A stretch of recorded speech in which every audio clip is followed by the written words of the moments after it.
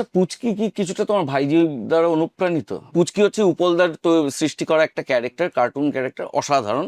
মানে আমাদের বাড়িটা খুব মজার আর কি।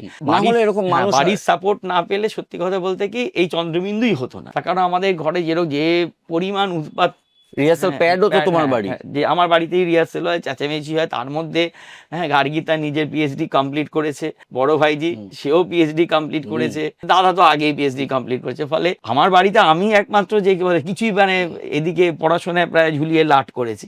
তো সেইখানে দাঁড়িয়ে অসম্ভব সাপোর্ট এবং ভালোবাসা আমার মা, পিসি থেকে শুরু করে প্রত্যেকেই। আমি বলছি যে আমার আর্ট কলেজের পড়াশোনাটা বৌদি না থাকলে হতো না, বাবা না থাকলে হতো না। মানে আমার যখন কি হবে, ছেলেরা যে পড়াশোনা তো ঠিকঠাক করছে না, ঠিক আছে ছবিটা ভালো আঁকতে পারে, এবারে ছবি তো আঁকতে পারে, সেটা ছবিটা আঁকা নিয়ে কীভাবে এগোবো। ফলে আমাদের ফ্যামিলিটা খুব মানে আমাদের বন্ডিং সাংঘাতিক। তখন মানে লোকজন ডেসপারেট আর কি, যদি খেলাধুলায় কিছু হয়, কি গান বাজনায় কিছু হয়, কি ছবি আঁকায় কিছু হয়, কিছুই তো কিছু হচ্ছে না।